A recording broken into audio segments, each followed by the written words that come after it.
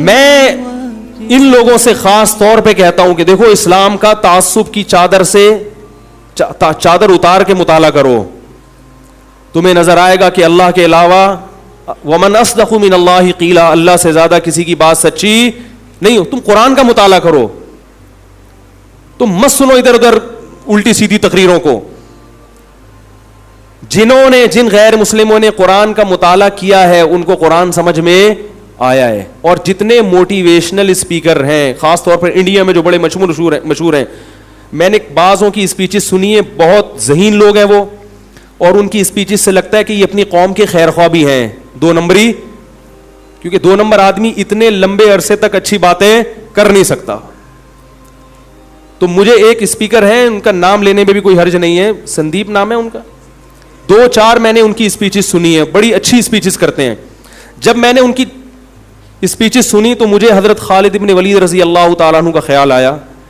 حضرت خالد ابن ولید رضی اللہ تعالیٰ عنہ بڑے غیرت مند, آپ صلی اللہ علیہ وسلم نے ان کو پیغام بھیجا کہ خالد سے کہو کہ تم اتنے ذہین اور سمجھدار ہو کر ابھی تک اسلام تمہاری سمجھ میں نہیں آیا, یہ بات ہماری عقل میں, بولو بھائی, میں بامانہ ترجمہ کر رہا ہوں حدیث, اس کو ہم یوں کہہ سکتے ہیں پنجابی میں کہ بھائی ساڑی عقل چ یہ بات نہیں آتی, اتنے ذہین ہو کے. تو میں نے ان کی اسپیچز سنی, میں نے کہا یار اتنے ذہین آدمی کو اسلام سمجھ میں, بولو بھائی, نہیں آتا. تو جتنے یہ اسپیکرز ہیں ان تک کاش میری کوئی یہ دعوت, میری کیا علماء کی دعوت پہنچا دے, بھائی تم تعصب کی سے بالاتر ہو کر اسلام کا مطالعہ کرو, تمہاری اسپیچز میں اللہ کی قسم جان پیدا ہو جائے گی.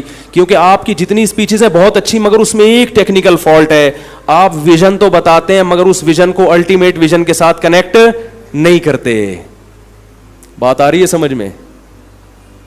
الٹیمیٹ ویژن کیا ہے؟ آخرت. جب آخرت سامنے ہوتی ہے تو مرتے ہوئے جب پیچھے زندگی کی طرف دیکھتا ہے نا انسان, تو اگر اچھی زندگی ہو تو پھر خوش ہوتا ہے, اور اگر بری زندگی ہو تو پریشان ہوتا ہے. آخرت سامنے نہیں ہے تو یہ اکثر موٹیویشنل اسپیکر جو مثال دیتے ہیں نا کہ جب مرتے ہوئے دیکھیں کہ میں کامیاب زندگی گزاری تو یا اچھی زندگی گزاری, کامیاب گزاری ہے تو میں خوش ہوں گا اور بری گزاری ہے تو میں پریشان ہوں گا. اللہ کی قسم نہ وہ خوش ہوگا نہ وہ پریشان, وہ کہے گا جو گزرنی تھی گزر گئی, اب تو ختم ہو رہا ہوں نا. انسان فیوچر کا سوچ کے خوش ہوتا ہے, پاس کا سوچ کے کبھی بھی خوش نہ غمزدہ ہوتا ہے نہ خوش ہوتا ہے. اس کی مثال دے کے بات ختم کرتا ہوں.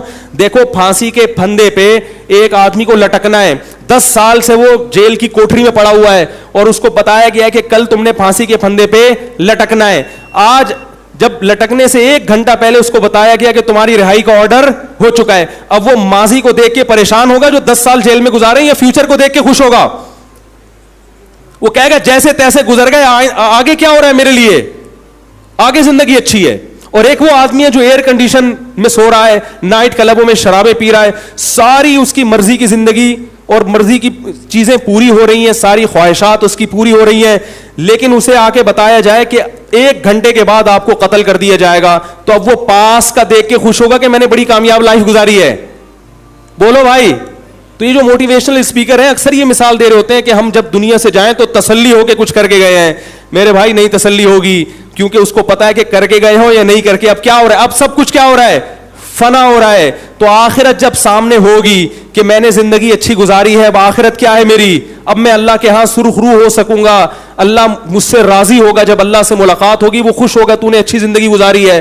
تو پھر وہ زندگی اگر آزمائشوں میں بھی گزری ہوگی تو اس زندگی کے گزرنے سے پہلے ان آزمائشوں پہ بھی راضی ہوگا.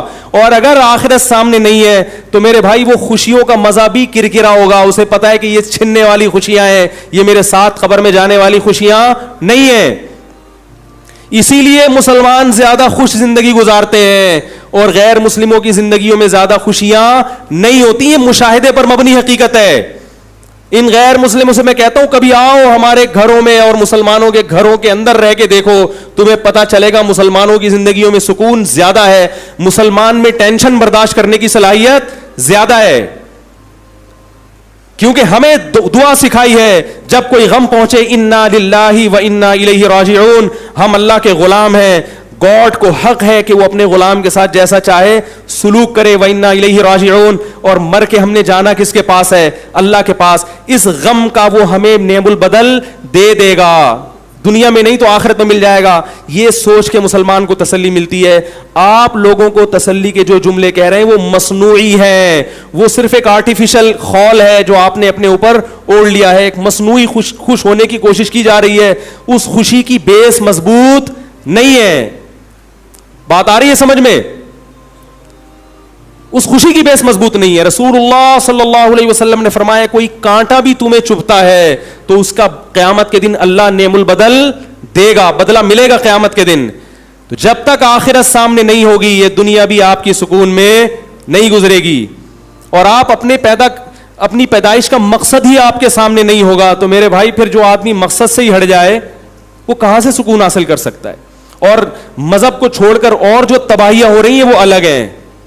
وہ تباہیاں کی تو ایک دیکھو نا, انڈیا کی عدالت نے کیا کیا ہے, شادی شدہ عورت کے لیے زنا کو الاؤ کر دیا, گے میرج کو الاؤ کر دیا. یہ معاشرہ تباہی کی طرف نہیں جائے گا. کیوں؟ انہوں نے اپنے لحاظ سے صحیح کیا ہے, اس لیے کہ ان کے پاس کوئی لا اور قانون ہے ہی نہیں, وہ گاڈ کو مانتا ہی نہیں ہے.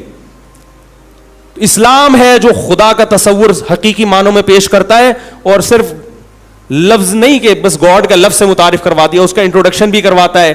اللہ کن چیزوں سے خوش ہوتا ہے وہ بھی قرآن نے بتایا, کن چیزوں سے ناراض ہوتا ہے وہ بھی قرآن نے بتایا. سیدھا راستہ کیا ہے وہ بھی بتایا, غلط راستہ کیا ہے وہ بھی بتایا. سیدھے راستے کے صحیح ہونے کے دلائل بھی دیے اور غلط کے غلط ہونے کے دلائل بھی دیے. قرآن کے علاوہ کوئی کتاب ہے ہی نہیں. جب ہے ہی نہیں تو اس کو قرآن کے مقابلے میں لا کے اس کو کمپیئر کرنے کی ٹینشن سے ہی اللہ نے ہماری جان بچا لی ہے.